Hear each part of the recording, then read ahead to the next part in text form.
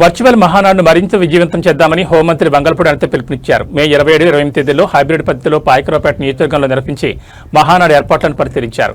అనంతరం నియోజకవర్గ పరిధిలో సీఎం రిలీఫ్ ఫండ్ చెక్కులను లబ్ధిదారులకు అందజేశారు. ఈ సందర్భంగా హోంమంత్రి అనిత మాట్లాడుతూ మహానాడు అనేది కేవలం పార్టీ కార్యక్రమం కాదని తెలిపారు.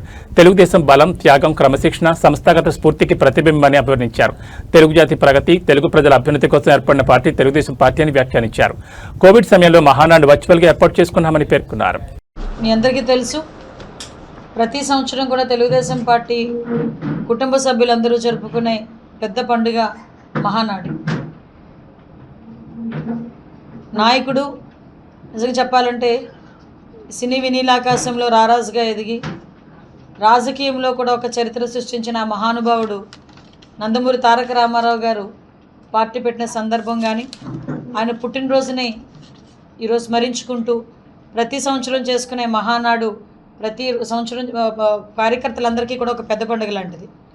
అయితే కరోనా లాంటి విపత్కరమైన పరిస్థితుల్లో కూడా ఏ రోజు కూడా మహానాడుని ఎక్కడ కూడా ఆపే ప్రయత్నం కూడా చేయలే. ఆ రోజు కూడా డిజిటల్గా లోనే కరోనా సమయంలో కూడా మహానాడుని జరిపించుకొని కార్యకర్తలందరూ ఏదైతే ఆశిస్తారో కార్యకర్తలందరూ ఆశల మేరకు ఆ రోజు కూడా పనిచేయడం జరిగింది.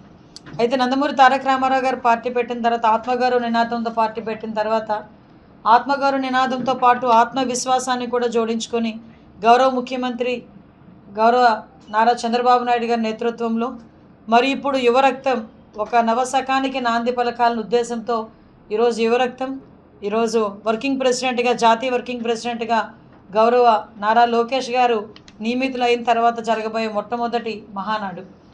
అయితే ఒక దురదృష్టమో అదృష్టమో తెలియదు కానీ ఏదైనా మన మంచికే అనుకోవాలి. ఈరోజు కానీ ఒక పొదుపు చర్యలో భాగంగా గౌరవ ప్రధానమంత్రి నరేంద్ర మోడీ గారి పిలుపు మేరకు ఈరోజు మొట్టమొదటిసారిగా ఒక విజనరీ కలిగిన నాయకుడిగా దేశ భవిష్యత్తును, అదేవిధంగా ప్రపంచ స్థాయిలో ఉన్న ప్రతి ఒక్క సిచ్యువేషన్ని కూడా ఆవలింపు చేసుకొని ముందు తరాలకి మంచి చేయాలనే సంకల్పంతో దృష్టి పెట్టిన గౌరవ ముఖ్యమంత్రి నారా చంద్రబాబు నాయుడు గారు ప్రత్యేకంగా పొదుపు చర్యల్లో భాగంగా తను ఒక నిర్ణయం తీసుకోవడం జరిగింది. ఆ అనేకమైన నిర్ణయాలు తీసుకున్న ఆ నిర్ణయంలో ప్రత్యేకంగా మీ అందరికీ తెలుసు, ఈ మహానాడిని అంగరంగ వైభవంగా నెల్లూరు జిల్లాలోని చేయాలి అన్న ఒక దృక్పథంతో ఇంతవరకు కూడా మేము ఉన్నాం. అయితే ఆ నెల్లూరు జిల్లాలో జరగబోయే ఈ కార్యక్రమంకి ఒక అన్ని ఏర్పాట్లు చేసుకుంటున్న తరుణంలో గౌరవ ప్రధానమంత్రి నరేంద్ర మోడీ గారు ఇచ్చిన పిలుపు మేరకు గౌరవ ముఖ్యమంత్రి గారు ఆ దిశగా ప్రయాణించి ఈరోజు మొట్టమొదటిసారిగా తన క్యాన్వాయ్లో ఉన్న వెహికల్స్ని 50% చేసుకోవటం, అదేవిధంగా నారా లోకేష్ గారు కూడా తన క్యాన్వాయ్లో ఉన్న వెహికల్స్ని 50% చేసుకోవటం, అదేవిధంగా మేమందరం కూడా మా క్యాన్వాయ్ని అంతటిని తగ్గించుకోవటం, ఎంత మేరకు ఖర్చులు తగ్గించాలనే ఉద్దేశంతో చాలామంది మంత్రులు కానీ, ఎమ్మెల్యేలు కానీ సైకిళ్ళ మీద, బ్యాటరీ వెహికల్స్ మీద వెళ్తున్న సందర్భాన్ని కూడా మీరు చూశారు.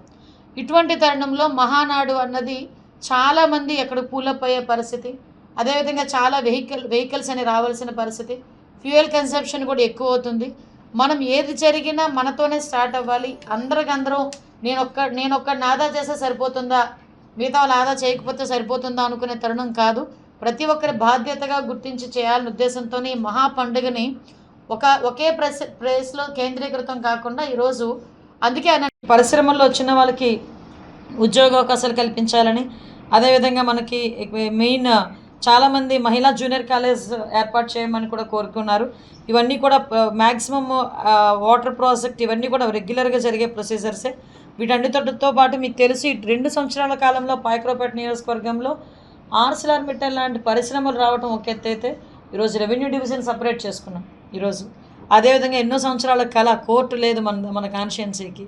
ఆ కోర్టు ఏర్పాటు చేసుకోవడానికి కూడా గౌరవ మంత్రి గారు ఫరూక్ గారు ఒక చిన్న లెటర్ ఇచ్చిన వెంటనే, అమ్మ బిడ్డ నీకు కాన్స్టిట్యున్సీలో కోర్టు లేదన్నావు కదా, పెడుతున్నారా అని చెప్పి పిలిచి మరి, అంటే నిజంగా ఒక్కొక్కసారి నేను అంటున్నా ఐఎమ్ సో బ్లెస్డ్ అంటూ ఉంటాను. అందుకే అంటే అడగకుండానే ఆ అమ్మాయినా అడగకుండా అన్నం పెట్టదంట, కానీ అడగకుండానే ఈరోజు గౌరవ ముఖ్యమంత్రి గారి చొరవతో నియోజకవర్గానికి అన్నీ వస్తున్నాయి. దీనికి ఎప్పుడు కూడా నియోజకవర్గ ప్రజలుగా మేము అందరం కూడా ఎప్పుడు రుణపడి ఉంటాం. దీనికి మీ అందరి సహాయ సహకారాలు కూడా కోరుకుంటున్నాం. Thank you.